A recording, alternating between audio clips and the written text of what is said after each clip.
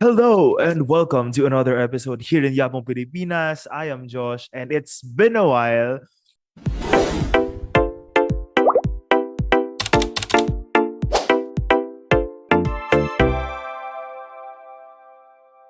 Ang dami nangyari. I took a theater class and I am sorry na I think ang last kong upload ay noong April or March pa. And yeah, nagrest ako for the licensure examination because a lot of things have been happening on the background. And medyo madidiscuss ko later yung iba. Pero sa episode na to, we will talk about the nature of damage of pest. Ayan. So for this episode, number your papers 1 to 5. Actually, this will be a series na 1 to 60. So pwede nyo in-number na yung paper nyo na yan ng 1 to 60. Then balikan nyo na lang sa mga next na episodes. Kasi this will be a long discussion on integrated pest management. Hatiin ko lang siya sa segments para may rest pa rin kayo kapag nag-aaral kayo. Okay? All right. So this episode was made in partnership with Madicor Aggie Board Review, and I was appointed recently as its chief executive officer. So moving forward, I will be heading the review program for agriculture under the Madicor Aggie Board Review. And it was an exciting collaboration. It is an exciting collaboration with Yabong Pilipinas na, okay, these are two uh, initiatives with almost the same mission. And it's a great collaboration that we can have here. Ayun. So, if I don't know what year nyo to nire-review, kung anong taon nyo to, what do you call this, pinapanood. Pero if you have the time, if you want to have a review na synchronous at meron kayong kasabayan ng mga classmates nyo, go ahead and check Madicor Aggie Board Review sa Facebook.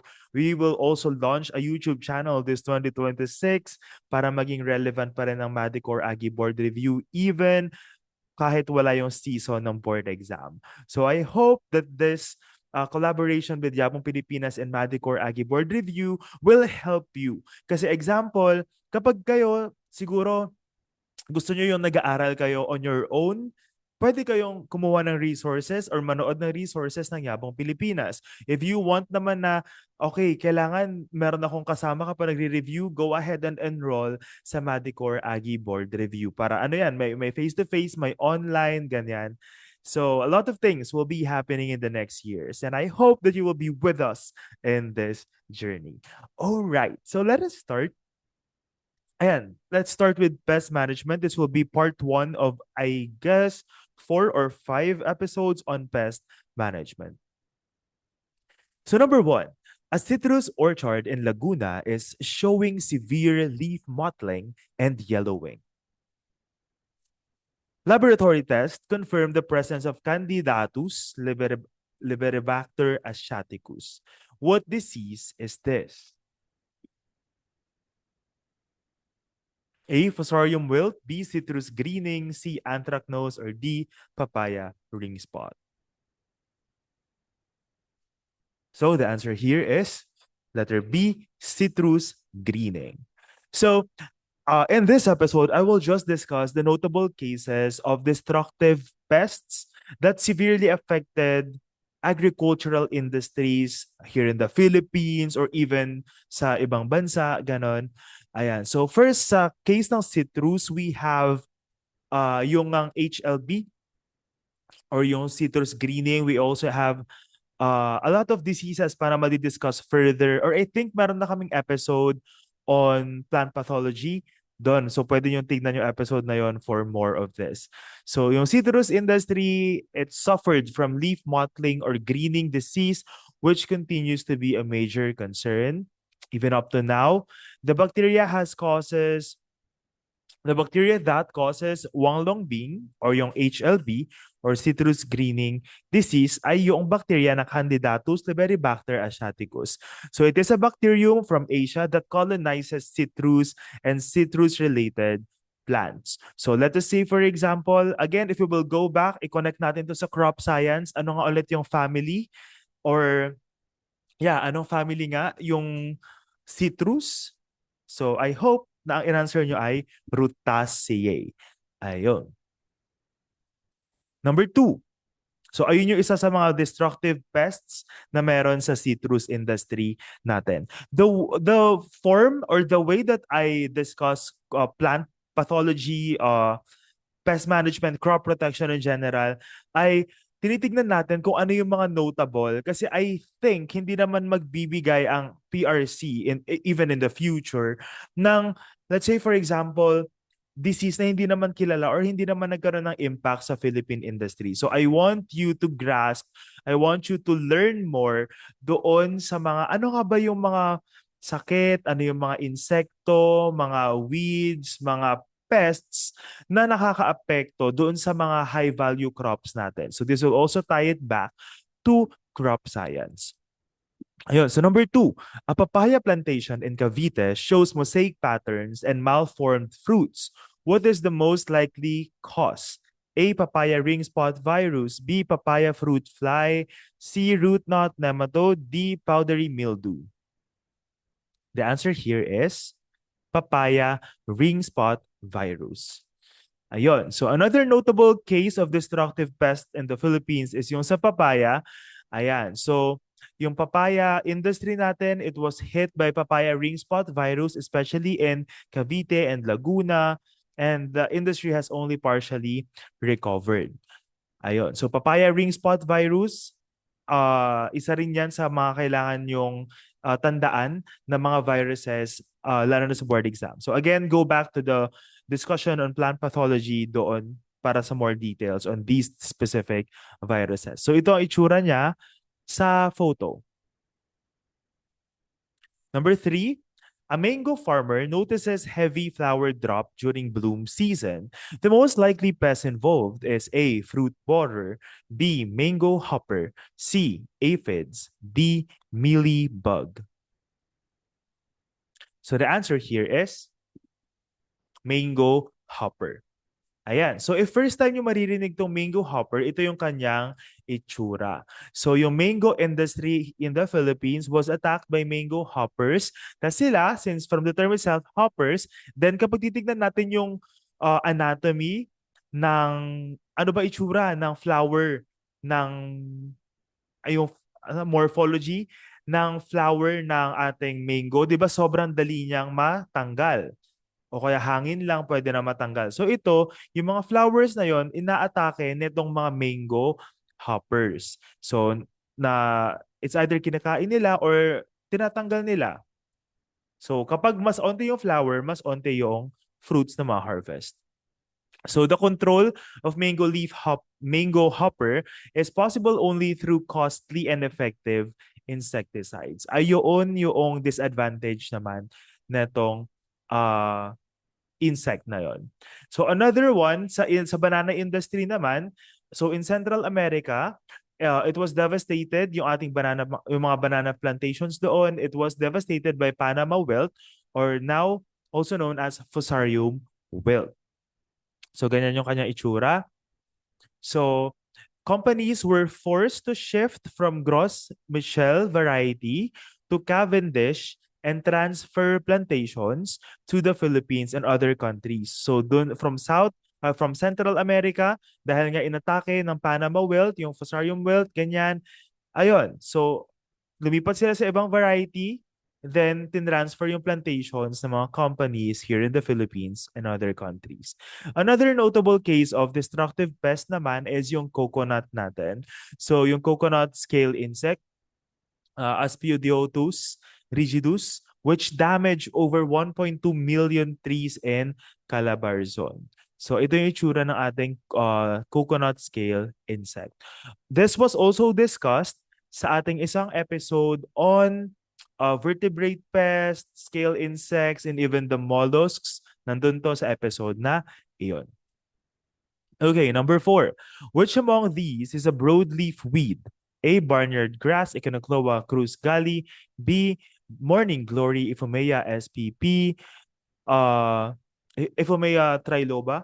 Ayan. So, C. Cogon imperata cylindrica or letter D. Mutha cyperus rotundus. So the answer here is Echinocloa cruz gali. Oh my gosh, mali yung ano, wait lang. Which among these is a broadleaf weed? Hindi ko pa pala siya na-edit up until now. So, ang sagot dito ay morning glory or yung Iphomea triloba. Ayo. So, from the term itself, triloba, ayun. Tapos, Iphomea, pwede rin clue yung Iphomea kasi di ba ano bang alam natin ng mga Iphomea? Iphomea batatas, which is sweet potato. So, ano ba itsura ng dahon ng sweet potato? More likely, kapag similar sila ng genus, same din almost yung mga characteristics nila, yung morphology nila, merong mga similarities yung mga yan. So, pwede yung clue na okay, Iphomea, ang pinakasikat na alam kong Iphomea ay Iphomea batatas. So, malaki yung dahon niya. So, siya yung broadleaf dito. Ayun, tas iba pala tong question na to. Which of the following weeds is classified as a grass? Ang answer is Echinocloa cruzgali. So, Cyperus rotundus is a sedge. Review na lang to. Amaranthus spinosus is a broadleaf. Mimosa pudica is a broadleaf as well. Okay, punta tayo sa nature of damage ng weeds. So the damages caused by weeds include, ayon, competing with crops for essential resources like nutrients, water, and sunlight. We have discussed this episode on weed science. Go back to that episode if you want to learn more about weed science in detail. We also have obstruct farming activities such as fertilization, spraying, and irrigation. So, ibig sabihin lang, may hirapan yung mga farmers natin na, for example, pumunta dun sa isang lugar kapag puro weeds yung dadaanan niya. So, ayun yung meaning ng obstruct farming activities. So, third is provide shelter or breeding sites for insects and other pests. Halimbawa na lang yung ating golden apple snail. Most of the time, doon din sila pwede rin sila mag-lay ng eggs nila doon sa mga weeds na nasa paligid. So those weeds can be breeding sites for other pests. And another one, number 4, is act as alternate hosts for plant diseases. So halimbawa, I think na-discuss to sa weed science, yung Echinocloa colonna can be an alternate host for a specific disease. So if you want to learn more on that, andun to sa weed science natin na episode. Okay, ngayon punta naman tayo sa nature of damage ng pathogens. So ang pathogens natin, they destroy host cells or reduce their metabolic activity using toxins. So example nito, yung soft rot natin, yung nakikita natin sa mga gulay natin, caused by Erwinia carotivora, Caratovora ba nga, or Carotovora yata yan. We also have root galls from nematodes caused by Meloidogne spp. Dogging I don't know kung ano yung ano, pero ay, gano'n ko siya inaano, SPP. So yung ating root knot na mga nematodes. Next is blocking the transport of water and nutrients. Again, sinasabi natin in crop science, ang mahalaga ay yung transport ng water and nutrients from the roots papunta sa taas. So ang ginagawa ng mga pathogens ay harangan yung mga yon. So sinisira nila yung stem o yung leaves o kung anumang part ng halaman para hindi makapag-transport ng water and nutrients. And without water and nutrients, the plants cannot photosynthesize, 'di ba? So ayun, they block the transport of water and nutrients. The next one is they feed on and consume cell contents. Halimbawa na lamang nito ay yung sa anthracnose disease in mango. So it is caused by Coledotricum diosporioides, and ito yung halimbawa nito na nasisira na yung cells sa loob ng mango, so hindi na siya consumable or unmarketable na siya. Next is cover or clog the leaf surface.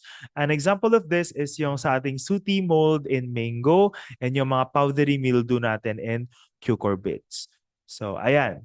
Basically, tinatakpan nila yung dahon para hindi makapag-photosynthesize, so mamamatay yung dahon in the long run. And number 5, hijack the plant's protein synthesis machinery. So ito yung mechanism ng ating mga viral diseases. So example nito yung rice tungro, banana bunchy top, papaya ring spot virus, potato virus X and Y, mosaic virus in cucurbits. Itong nasa picture na to, ito yung banana bunchy top na virus natin. So ang ang na-notice natin is mas mababa siya. Like, hindi siya lumaki ng sobra. Kasi nga, na-infect na yung protein synthesis ng halaman mismo. Ayun. So how pathogens infect and spread? So one, they enter through wounds or natural plant openings. They penetrate host tissues directly. They spread through direct contact or via carriers or vectors. Halimbawa na lang is yung green leaf hopper for rice tungro.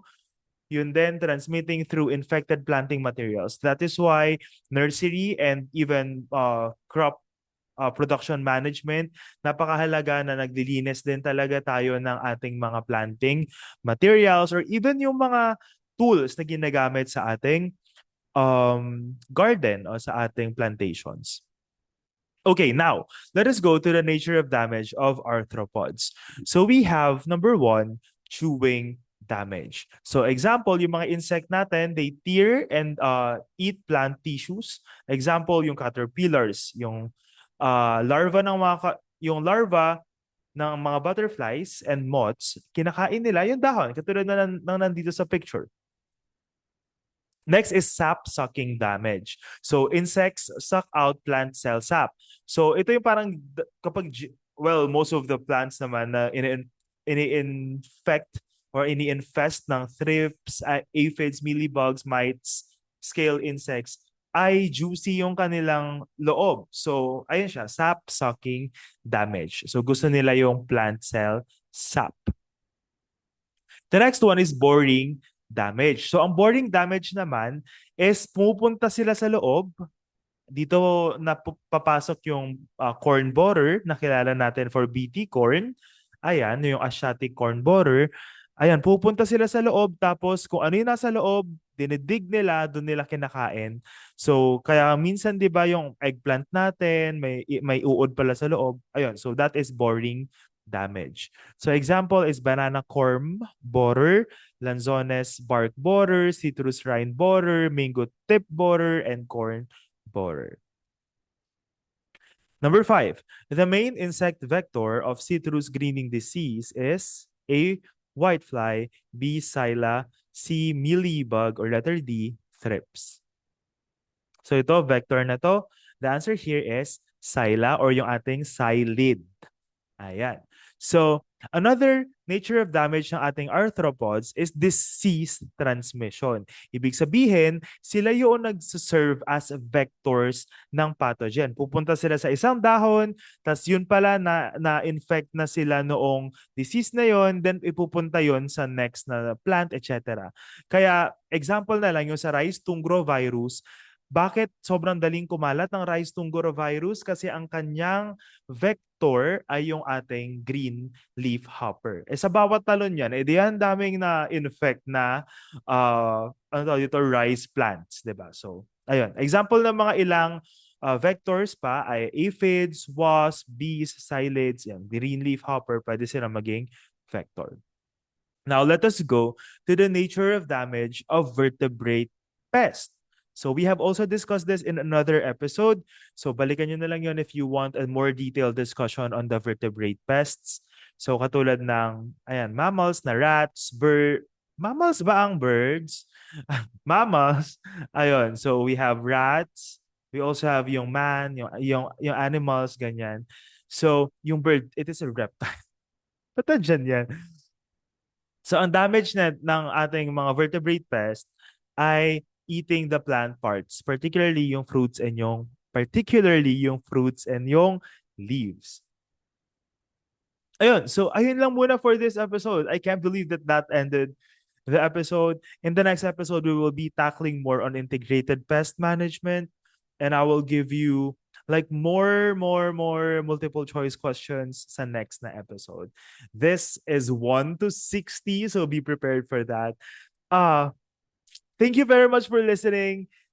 If you have someone na friend mo na gusto mong pumasa rin ng licensure exams with you, kindly forward this video to them para makapag-practice din siya for the licensure exam, para maka-review rin siya.